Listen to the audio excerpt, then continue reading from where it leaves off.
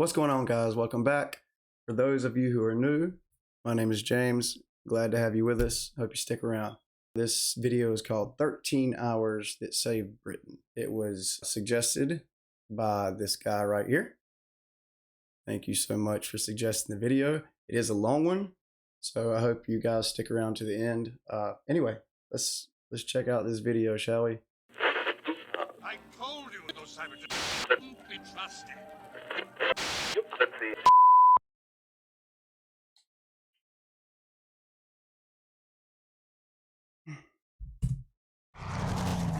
On one day in September 1940, the Battle of Britain reached its decisive moment.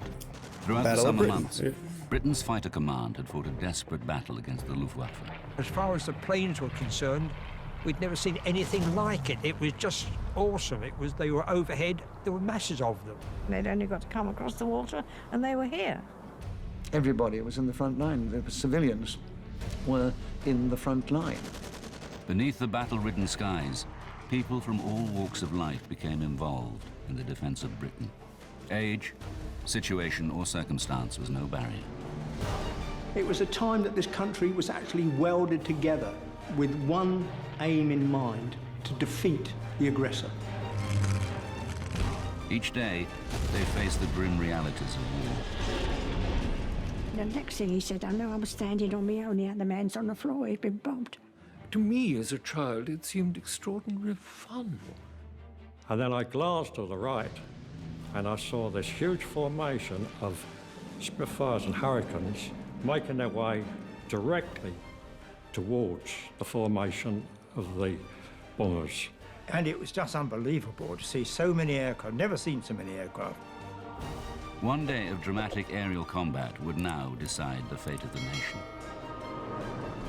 The role of the Luftwaffe during the Battle of Britain was to destroy fighter command, to gain air superiority to enable the invasion to take place, to occupy Britain, or to force us out of the war on Nazi terms.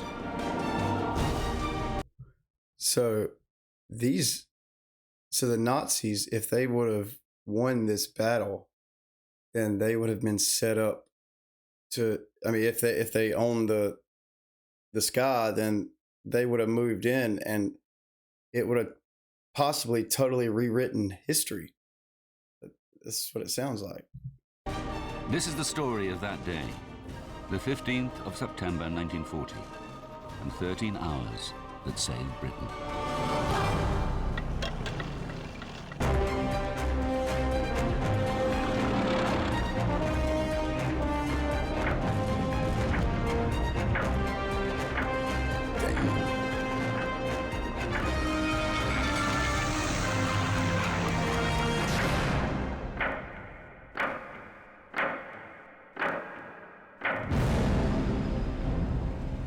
Hitler's Nazi Germany dominates Europe.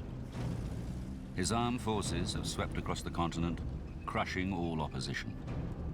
Of his enemies, only Britain remains undefeated. The rest of Europe was either in thrall to Nazi Germany or had been conquered. Poland, Denmark, Norway, France, Belgium, Holland, Luxembourg, these countries had fallen. So Germany was at the peak of his powers. Hermann Goering, head of the Luftwaffe, believes that attacks by German Air Force alone can bring Britain to its knees. He has promised the Führer that the Royal Air Force will be swept from the skies. The German Air Force had concentrated on the Royal Air Force, both in the air and on the ground, the fighter airfields. He was a little overconfident, I believe. Germans were flying what they termed free hunts, 100, 150 fighters sweeping over southern Britain, hunting out the Hurricanes and Spitfires. An instruction went out to our pilots not to engage these fighters unless they were escorting bombers. So the myth started to grow that the Royal Air Force was being depleted and defeated.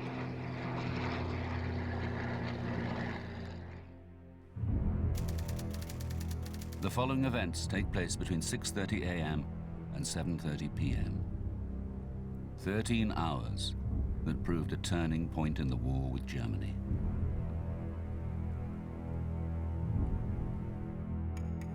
6:34 a.m.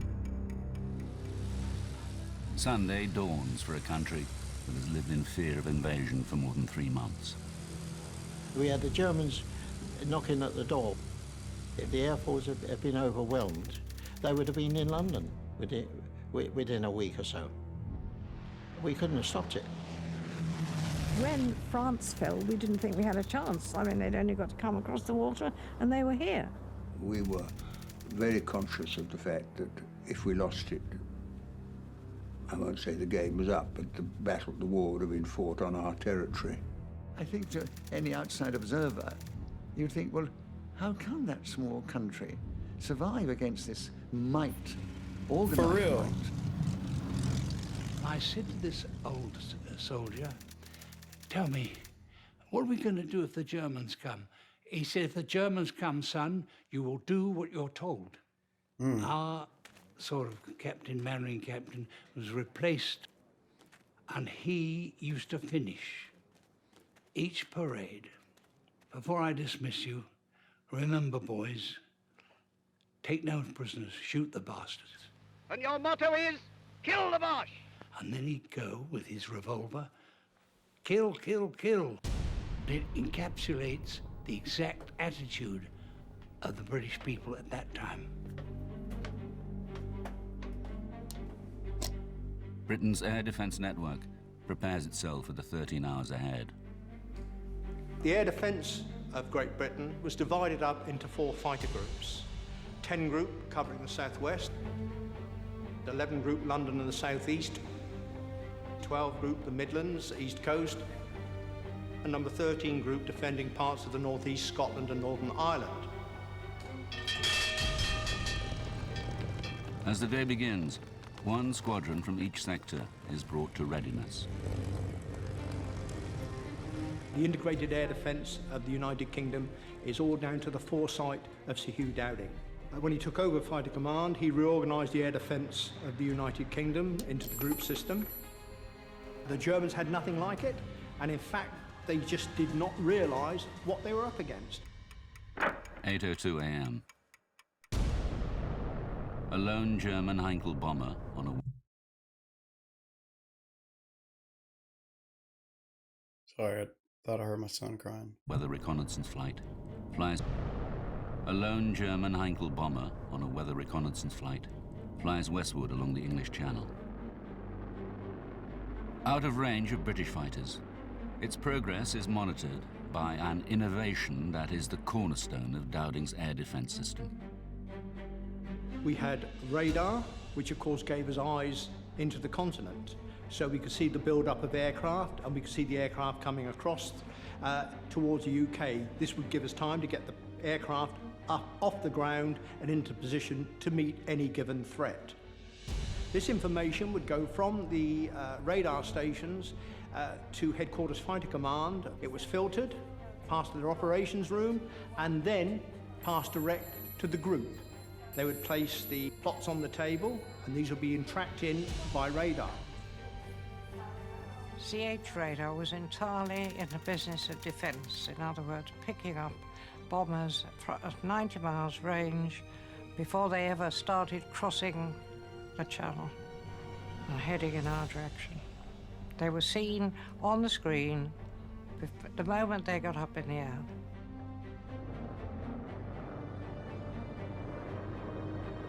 The course flown by the lone Heinkel eventually brings it within range of British fighters.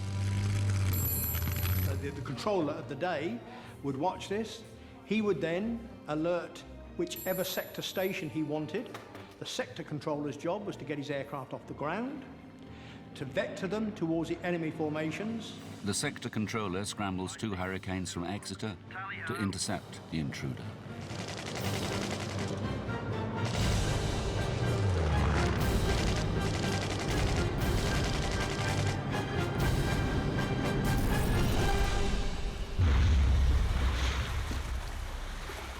None of its 5-man crew survives. They are the first casualties of the day.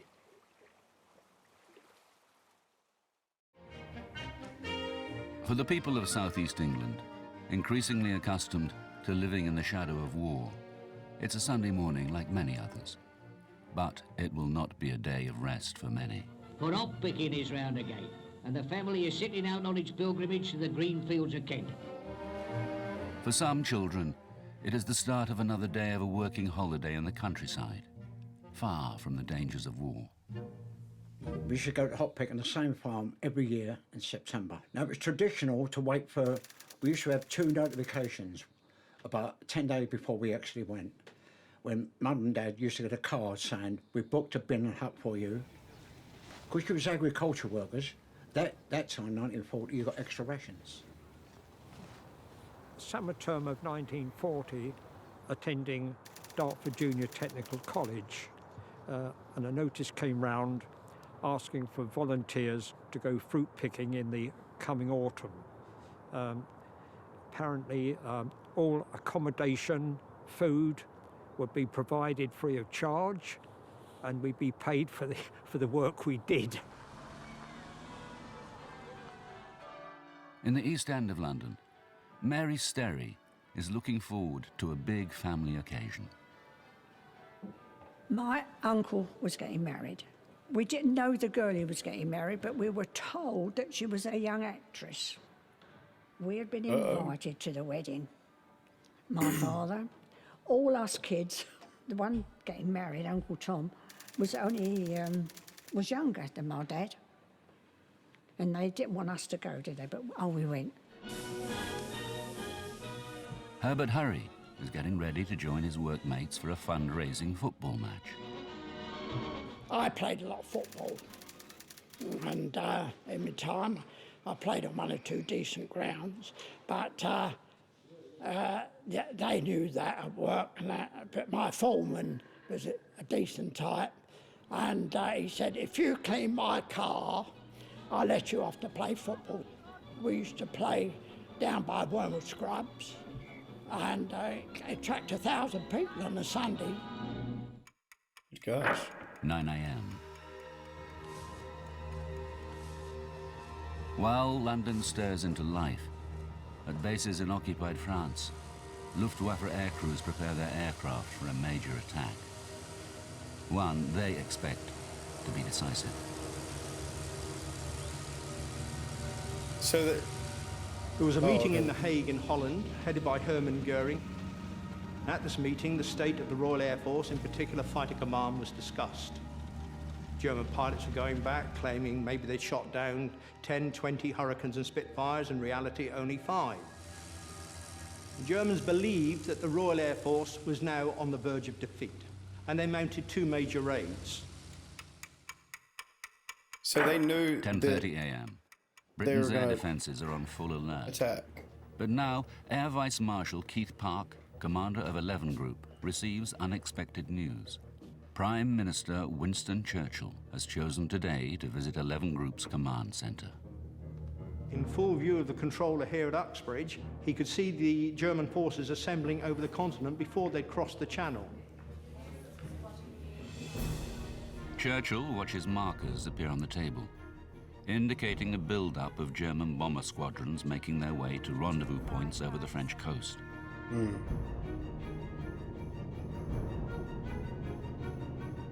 Starting from a few aircraft coming over or near England and the south and east coast, to suddenly having to put up 250 plus was very, very scary. Because you couldn't imagine that many aeroplanes coming over. And were we going to survive? 250 plus. 2 squadrons of Spitfires from 11 Group are scrambled from Biggin Hill. Climbing fast, they set course for their allotted patrol area 25,000 feet above Canterbury. The system swings into action as Park's controllers scramble more squadrons.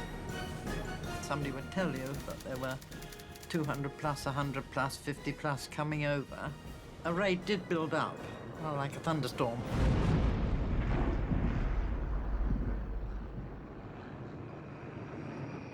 The Luftwaffe formations, comprising more than 200 aircraft, wheel towards England. Their target, London. Their course will take them over the farms and fields of Kent. Or a neighbour said to me, your mother's calling you, Albert. So I think she wanted me to carry something back to the huts. As I walked back to the huts, we heard a heavy drone of aircraft.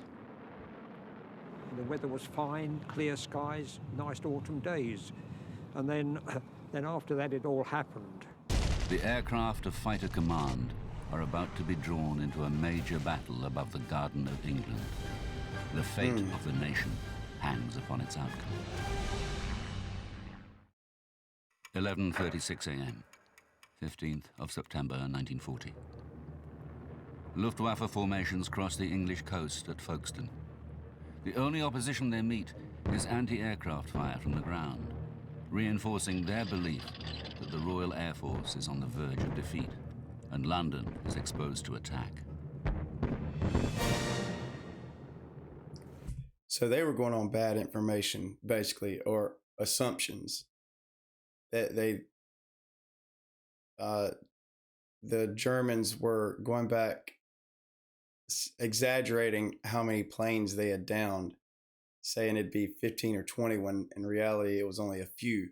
So, and then with the anti-aircraft, bombs, like in the Nazis' minds, they were thinking, well, they're all but done, so this should be easy.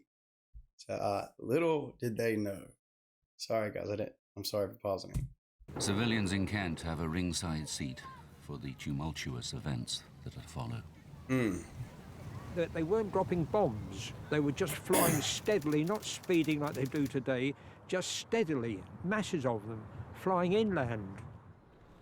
Sitting alone in his garden, Graham Matthews watches almost 200 enemy aircraft cross the skies of Kent. I was in this garden. In fact, I was sitting on the steps right behind me here when I heard the German bombers coming over. And I could see this column of German planes. They were flying into these big puffs of flak put up by the anti-aircraft guns. Once the enemy aircraft had crossed the coastline, radar was technically redundant. So it was the observer corps, simply by looking through a rangefinder, binoculars, identified the aircraft, height, direction and number, feeding that information back to an observer center, and from that center simultaneously to the command, sector and to group. Having got your plots, it was then up to the controller to say what he wanted done with them. When there was a battle on, you would plot your plots, and you could see the combat kind of coming nearer and nearer.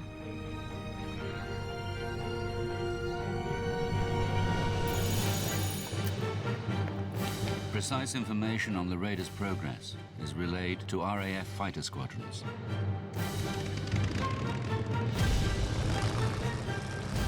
Boys won't play in.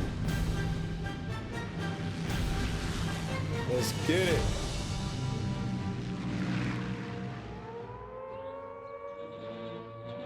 When you hear the sirens or anti-aircraft guns, you must get under cover at once. You must not stand staring up at the sky. The siren went, and of course, as a 6-year-old, I thought, this is it, war, war. So I zoomed out to the front door and stood there waiting to see all the soldiers with their guns and firing and shooting and sword fighting and all that. Nothing. Most people went to the underground, or if they had the little Anson sort of shelter, the tin placed in the bottom of the garden. My next-door neighbour, he'd dug a hole underneath his garage. If I was at home, I'd go down there and shelter. Above Canterbury, patrolling Spitfires of 92 and 72 squadrons have spotted the enemy formations and dive in to attack.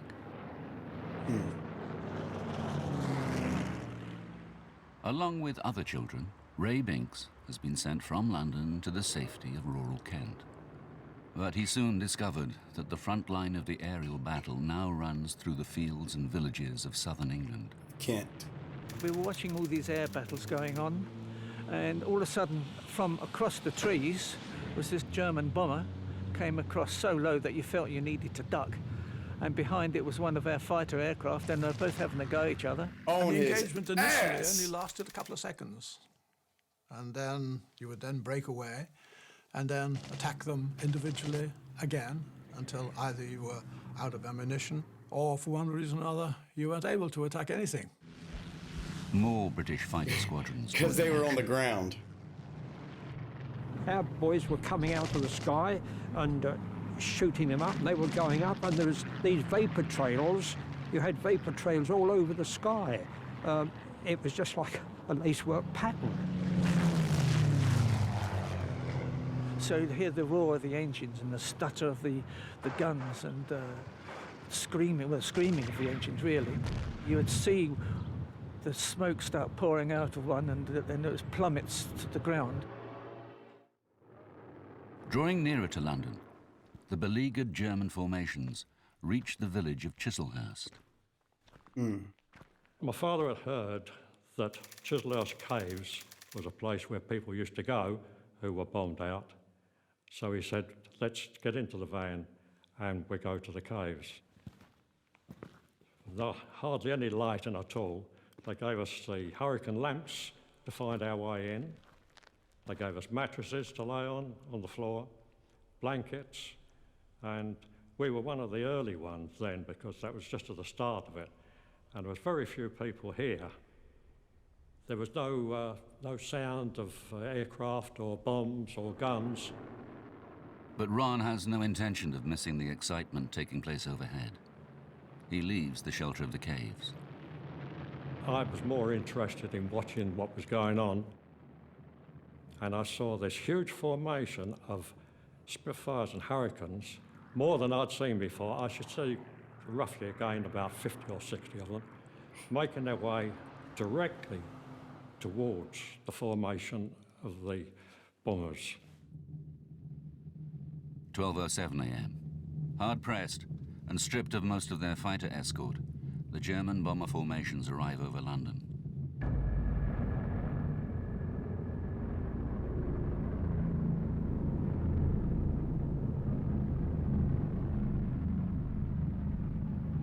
You could hear the throbbing of these aircraft. It was pretty eerie, I must say. You could hear it was droning, you know, sort of, and you think, oh my gosh, we're going to be in for it. Twin brothers Geoffrey and Alan Lee Williams are already accomplished plane spotters. We knew all the aircraft before we joined the ATC, because every book we bought was about aircraft recognition. And none? And especially the Heinkels. They made a very distinctive noise. So you could tell the difference between a German plane and a British plane. This kid at 9 years old could identify what type of plane it was by the sound? Dude. Noise. So you could tell the difference between a German plane and a British plane. Different time. Park has 6 fighter squadrons over the capital itself, with 6 more en route from neighbouring groups. More than 125 RAF fighters are about to fall on the Luftwaffe formations. Once the fighters were up there was no anti-aircraft fighting. Otherwise our aircraft would have been vulnerable. Clear blue sky above us. The bombers were about 15 to 20,000 feet up, I think. And the fighters were above them, beneath them. And the fighters were attacking each other. The Hurricanes were attacking the bombers, as far as we could detect. And the Spitfires were attacking the Messerschmitts. There was this chap that I attacked, and I remember being very close to it. And I remember also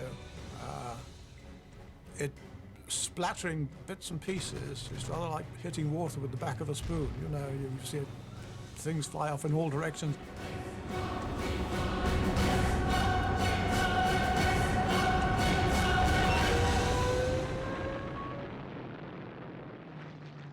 High over London, 5 squadrons from 12 Group now into the fray.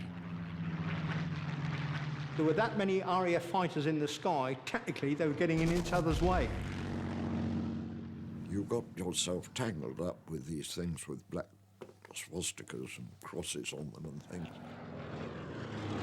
Occasionally, you would find you were mixed up in a dogfight and a Spitfire would whiz past and you'd think, there's somebody else here as well, a friend. But otherwise you didn't see them. You lost contact with all your own aircraft after all. 1 minute the sky was a tangled mass of whirling aircraft and you fastened onto one and went off in one direction. And by the time you'd finished with that, you looked round, there was nobody to be seen anywhere. Looking up, I couldn't tell which was which. I mean, to me, they looked like giant moths playing You're It. But I couldn't tell which was ours and which was theirs. For the German airman, as he crossed over, believing that the Royal Air Force was defeated, to be confronted by another 50 to 60 Hurricanes and Spitfires, you can imagine how their morale felt. A lot of the bombers, they felt like bitches. once they got to London, they quickly turned round, and as they flew back, they got rid of the bombs. Oh no. I don't remember hearing a noise at all. I think the bomb was so close that we didn't hear the noise, but we felt the blast. And we were picked up and thrown into the wool shop. And, of course, the blast had reached the window and blown it in before it blew us through a fraction of a second between the two events, thank God, because if we'd actually gone through the glass, I think it might well have killed us. And then, as I was about to deliver another attack on the same airplanes, the crew began to bail out. And I was immediately behind it. And I remember seeing things I didn't really recognize to start with until they flew past the top of my cockpit and I realized they were arms and legs. The German aircraft was shot down just over our area and was past things I immediately behind it. And I remember seeing things I didn't really recognize to start with until they flew past the top of my cockpit and I realized they were arms and legs. The German aircraft was shot down just over our area, and the pilot parachuted into the grounds of the old Bedlam lunatic asylum, which is now the Imperial War Museum. Oh man, I hope he they was got him. immediately surrounded by as many people as you can name, all very, very angry, of course. You damn right. 12:11 p.m. The German formations turn away from London and head back towards the English Channel. Oh, don't let them Carried all go. the way by Spitfires and Hurricanes. Two of the bomber pilots decided it was time to go home. They didn't fancy, they'd never seen so many Spitfires and Hurricanes together in one time. So they took a turn. They broke off from the right side of the formation, which pulled the two of them towards me. As they were coming over, they thought they'd get a bit more speed, so they started to jettison their bombs. Oh, man. One of the bombs came down quite near me, but being young and energetic and quite fit, make them pay I was for able it, to man. run. I felt the blast of the bomb, but I managed to keep my feet. I ran into the caves. Man, I hope they paid for that. Well, when the German formation started its retreat from London, RAF fighters were concentrating on trying to bring the aircraft down. The German commander of that formation, Alois Lindmayr, kept his formation together as tightly as possible, knowing that if it was split up, individual aircraft would be doomed. And he beat a brilliant tactical retreat. He managed to get most of his formation back across the channel.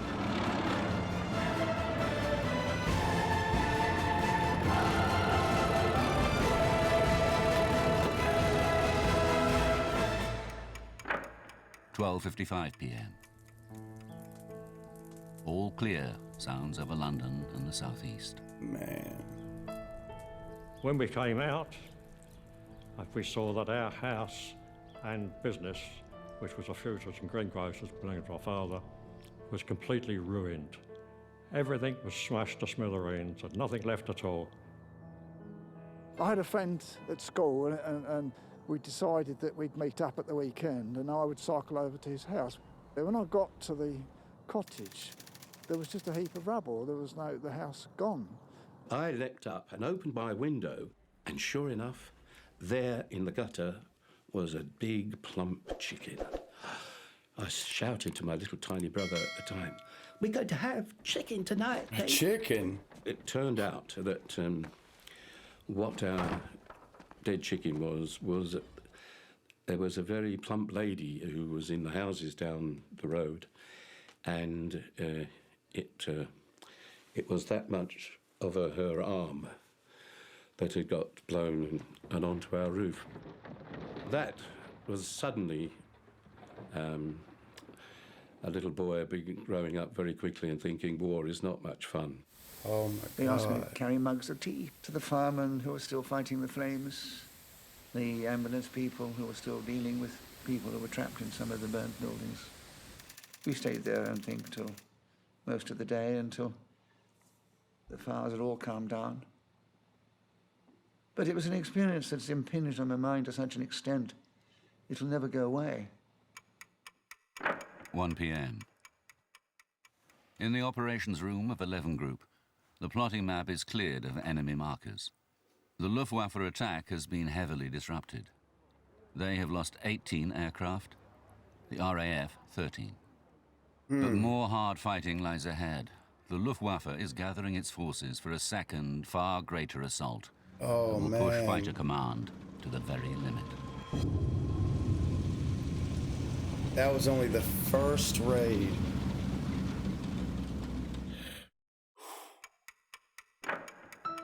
(1:05 p.m., 15th of September 1940. German bombing raids have shattered the peace of Sunday morning. The people of London and southeast England begin dealing with the aftermath of the raid. Some discover more than just debris and destruction. We were in our shelter and we crept out, and in the first apple tree down the garden there was a parachute opened. No sign of an airman, just the parachute. This little pickup truck came along, I think it was a Hillman or an Austin, with 4 or 5 Home Guard in the back, and I think they had 1 rifle. And they asked us where the parachutists had come down, and so we told them, and off they went. We were told to keep them covered and make them take off their parachute. When they were captured, those German pilots, they were so arrogant, they couldn't do anything with them, because they thought they would be released in a few weeks. The Brits were going to give in. I think if someone's dropping bombs on you, you don't like those people very much. You know, there used to be a saying going around, the only good German was a dead German. The other thing was, which lightened it up for us kids, was searching for shrapnel. Shrapnel became a sort of currency amongst small boys. You could swap cigarette cards for shrapnel and the other way around. You know, really good conker would be worth a piece of shrapnel. And so getting out into the streets first was quite important. What you got, Gert? Good, that'll make a good souvenir. There would be competition between other boys, mostly boys, girls as well, I suppose, but mostly boys, of how much you collected. We collected buckets of the stuff. We did find a live incendiary bomb, so I took it along to my friend's house, who did a live bomb, and he got it on the workbench, and he was drilling a hole in it, and of course they're magnesium, and the drill bit was getting hot, and it was vivid blue or mauve flame coming off the bomb, and I decided to get out of it as quickly as possible. And I went and told his mum, and he was rather upset about that. You know, stop his fun. As soon as the people had cleared the bomb site, we were on it. What we were mainly looking for were pennies that, you know, might have got buried in somebody, a little hoard of things. Wasn't very nice, really, when you come to think of it. But then, of course, it...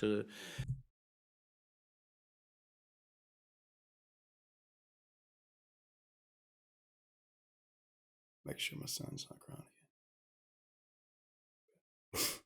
There was the sort of lightness for us as children, a little bit of adventure that, after all the horrors. 1:40 p.m. Reports are streaming in as the electronic eyes of the radar network detect another build-up of enemy aircraft across the channel. They're coming back. And they're probably In the a little afternoon, more radar prepared. picked up an even larger formation forming up and crossing over the channel. Larger? Although it couldn't give an exact number, it was estimated to be 400 plus aircraft. Whoa! Our aircraft, of course, after the morning raid, had returned to ground to rearm and refuel, and were back up in the sky to meet this threat. The Luftwaffe forms 3 huge columns of aircraft. This aerial armada is determined to batter its way through all opposition. We didn't really know what to expect. Well, we were all praying that the Air Force was going to be strong enough to hold out. You adopt a sort of fatalistic attitude to it. You just carry on as best you can. There was a phrase during the war which saying is that if a bomb has got your name on it, that's the one to worry about. But at my age, you couldn't be killed anyway, could you? It was a big adventure. 1:45 p.m. A lone Spitfire is ordered high over the English Channel to wait for the incoming air fleets and relay visual reports to ground controllers. Meanwhile, Mary is under the impression that her memorable Sunday is over. She had a white wedding dress, and she had some flowers, just little tiny flowers in her hair, you know. Anyway, once they'd got married, they came out the church, right? Got in their car and disappeared. My father said, "Come on, let's go home then." We'd never known anything like this before, and the only consolation we had was that everyone was in the same boat.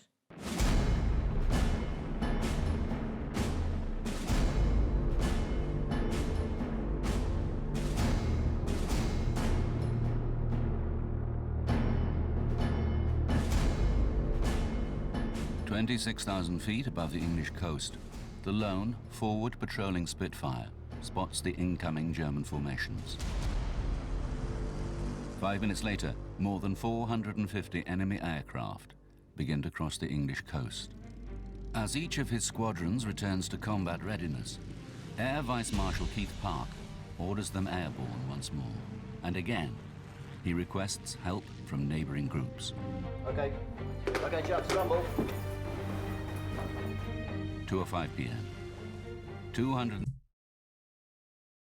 These Brits were faced with 450 aircraft coming to, like, with horrible intentions. And these guys don't even think about it, don't hesitate, don't think twice. They jump in their aircraft and say, "Let's do it. Bring it on." God, the guts of these guys, man. 2:05 p.m. 275 fighters are scrambled to face more than 100 bombers, escorted by over 350 enemy fighters. Throughout southeast England, the air raid sirens scream their warning. I'm sorry, guys. I think I fast forwarded instead of rewound. Hold on. Okay, Chuck, scramble. Let's do it. 2:05 p.m.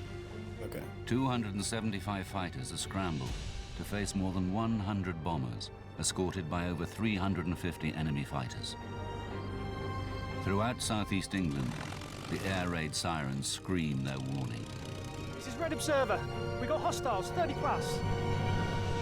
They herald the approach of the enemy air fleet, and a battle fast moving towards its climax.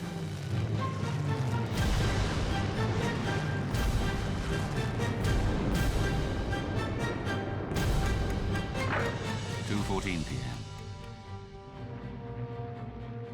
The first clashes take place high above Romney Marsh, as 3 Spitfire squadrons throw themselves into a steep dive to attack the enemy formations.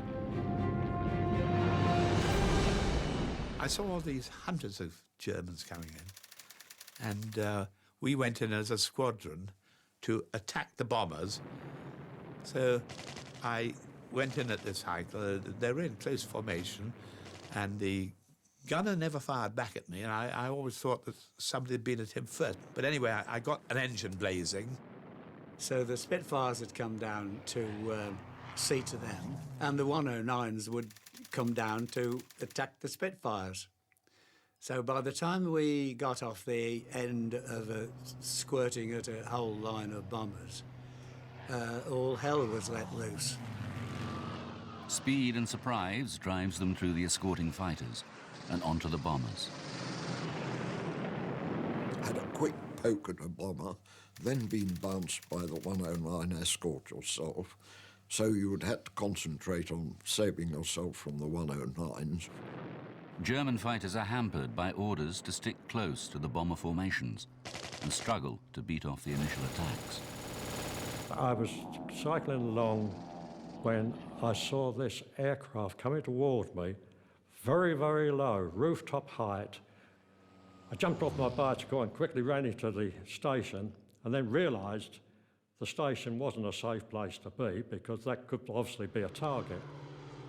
The German formations battle through to the outskirts of London. We went into the Anderson shelter, and then people started to say, "Look at this!" And of course, we all piled out to see what this was. And it was just unbelievable to see so many aircraft. Never seen so many aircraft. 2:30 p.m. The first of London's anti-aircraft batteries open fire. With little more than 200 heavy guns available, London is desperately short of anti-aircraft artillery. But the barrage unsettles the approaching bombers and acts as a beacon for British fighters. The first thing we'd see is the cloud of anti-aircraft fire. We seldom saw aircraft in the air because you could pass 500 aeroplanes flying in the opposite direction 2 miles away and not see a thing. All we used to see were the anti-aircraft shells bursting, and we would fly towards them, and then in the middle of those, of course, would be the bombers. In fact, we used to say that the only useful thing that the anti-aircraft did was to provide the puffs in the air, which enabled us to see the bombers. My chum came in, all his clothes had little holes in it, and it was shrapnel from the big guns from the parks, you know, and all the shrapnel had gone through him, burnt holes all over his suit. Stretching out over town and countryside, 60 miles back to the English coastline, the sky is dotted with twisting, turning aircraft and streaks of vapor and smoke. What you can remember is them coming down in smoke and screaming and that sort of thing, sparring down with a column of smoke and hit them when they hit the ground. 2:33 p.m. The command system is becoming overloaded, with reports of squadrons engaging and dogfights underway. The situation boards and the plotters' activity tell a story of total commitment. One would have the impression that during a battle, the operations room would be calm, controlled, and orderly. According to one of the ladies that worked here, when aircraft were up, it was chaotic and extremely noisy. Churchill observes the crowded plotting table, sensing that the action is approaching a climax. He looks for signs of squadrons being held in reserve. He asked Park, how many reserves do we have left? The answer was none. Everything was committed for the afternoon raid.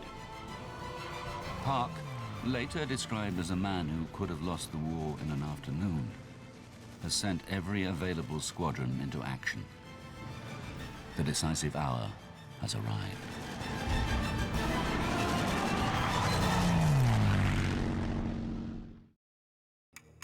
(2:45 p.m., 15th of September 1940. The battle rages over southeast England. Every available RAF fighter squadron is airborne and committed. British pilots are pushing themselves to the very limit, but inevitably, bombs begin to fall on the capital. By the time they arrived over the city, London was covered in cloud. They could not see their target, so they just threw their bombs out indiscriminately. All of a sudden, there was this tremendous thump, and the house shook. And I heard a bomb drop quite close, and then another one much closer. And I remember thinking to myself, I hope there's not a third. But there was. All the lights went out. It was pitch dark. All the dirt and dust came up from the floor. Everyone was choking. But fortunately, we were alive. Right next door to us was the pickle factory. Well, that got a hit, and there was pickles flying everywhere. There were bottles bursting everywhere, because everyone owned the bikes, you know. There was pickles flying everywhere. Bombs dropped, and they dropped with a hell of a bang, and windows got blown in, and roofs got blown off, and very strange things happened to houses. You'd get them sliced right through, and there'd be a gap, and you'd see all the wallpaper of all the rooms of that house that was still standing. But these were the ghosts of the house that had gone. I remember coming out of the church and realising that we was being bombed. Or my dad said, undercover, undercover. There were so many bombs falling then, and they were falling down, believe me. Because the bombs was falling down, we was running here, there and everywhere, trying to get out of the way. We went into the shelter, except my brother who wanted to go home with his wife and the baby. The bomb came down at the front of the shelter and pushed him down on top of his wife and the baby. Wait. So they were saved, but he was gone. Wait, what? The bomb came down at the front of the shelter, trying to get out of the way. We went into the shelter, except my brother who wanted to go home with his wife and the baby. The bomb came down at the front of the shelter and pushed him down on top of his wife and the baby. So they were saved, but he was gone. She lost her brother. His body protected his wife and baby. Man, that's horrible. And that was the last time I see him. During the war, people got killed, but you never looked at it from that point of view. I suppose the fighter pilots were the same, really. They just glad till they shot someone down. It was either them or us.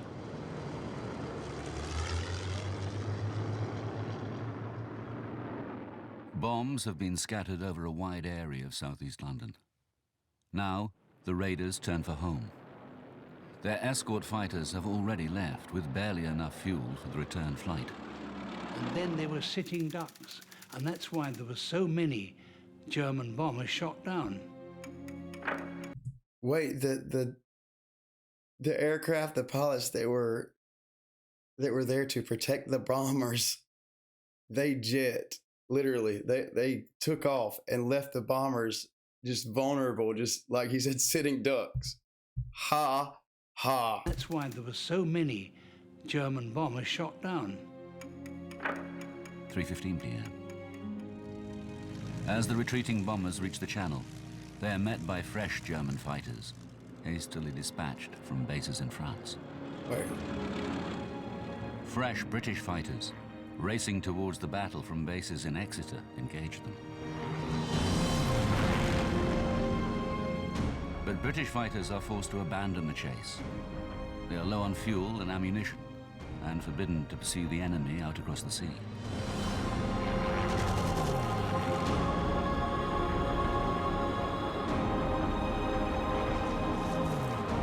With ominous clouds piling in the skies, the threat of further aerial action recedes, much to the relief of all who have fought and lived through this day.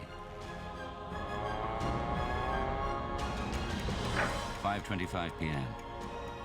One last Luftwaffe daylight raid is plotted. In spite of a grueling day's fighting, several RAF squadrons again take to the air. Another one? The enemy raiders are a fast hit-and-run force of fighter bombers, targeting the Spitfire works at Southampton. But they are driven off without loss to either side.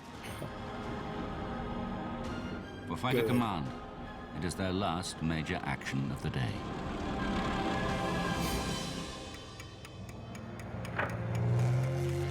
Today was the most costly for the German Air Force for nearly a month. In daylight raids, between 350 and 400 enemy aircraft were launched in 2 attacks against London and southeast England. About half of them were shot down. In the heat of battle, RAF pilots believe they've shot down many more aircraft than they have. Actual German losses are more down to earth. The Luftwaffe has lost 79 aircraft and more than 130 aircrew, compared to RAF losses of 29 aircraft with 12 pilots killed. Oh, man. Nonetheless, it represents a stunning victory. Only 12? It was I mean, that's a defining horrible, point in the war. 2 days later, Hitler postponed Operation Sea Lion. He realized that the Luftwaffe had not defeated the Royal Air Force, therefore the invasion could not go ahead. And you felt so proud of these wonderful young men who was defending us. Yes, I mean, they were, in that sense, heroes to us. These were people giving their lives and protecting us. And if I could have, learned how to fly an airplane, I'd have been up there. I wouldn't, of course. My mother wouldn't let me. The 15th of September 1940 was the finest hour in our history, because we came so near to defeat. It was a time when Hitler thought he would be able to bring us to our knees, and he failed. It was just, a remarkable outcome, and here we are to tell the story. When we were at an air raid shelter, when an RAF pilot came in, and people stood up. Yes. Like a freaking celebrity. Yes, yeah. He was only a young chap, very embarrassed, no medals, but he had his, wings. He was waiting, I think, to do great things. Hold on. But he Hold on, looked big so man. young, but... I'm coming. Oh, God, Daddy's right here, buddy. Hold on, guys. Daddy's right here. Daddy's coming. I'm coming, buddy. It's okay. It's okay. Hold on. No. It's okay, bud. Hey, Daddy's right here. Daddy's right here, bud. I'm right. It's okay. I'm all right. It's all right, bud. It's okay. Daddy's right here. Daddy's right here. Okay, hold on. Okay, Daddy. Sorry, guys. My son woke up, obviously. He was waiting, I think, to do great things. But he looked so young, but everyone stood up in that shelter. And rather like a theatre performance, they applauded him. The fighter squadrons, a highly organized defense system, and the national spirit of resilience have taught the Nazi regime an abrupt lesson. It is their first military defeat. There will be bombing raids on British cities under the cover of night. There will be 4 more years of hard fighting. But Britain itself has been saved. The British people have maintained their freedom and secured their island home from invasion.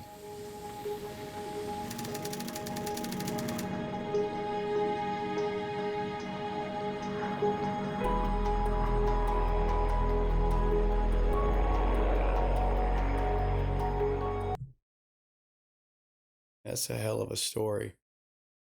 I'm not sure if any movies have been made about the Battle of Britain, but if there is, you guys, I'm sure you'll let me know. But if there hasn't been, somebody needs to make a damn movie about the Battle of Britain, because if not for that defeat, I mean,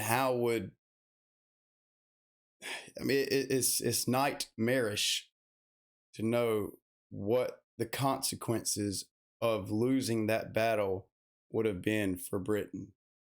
Like, would Britain even look like it does today? I don't know. I have no clue. Nobody does, but I'm sure that it could have been catastrophic for Britain having the Nazis march in and basically take over the whole island. Thank God for those courageous, freaking selfless, young fighter pilots on that day and beyond and before. Man, all right. Guys, I appreciate you watching. If you're still here, I deeply appreciate you staying to the end. That was an amazing piece of history to learn about and to watch. I appreciate the recommendation. And I will see you guys next time, because my son woke up and was banging on the door, and I'm sure he's about to be back in here. So I'm gonna go take care of him. So I'll see you guys next time. Appreciate it.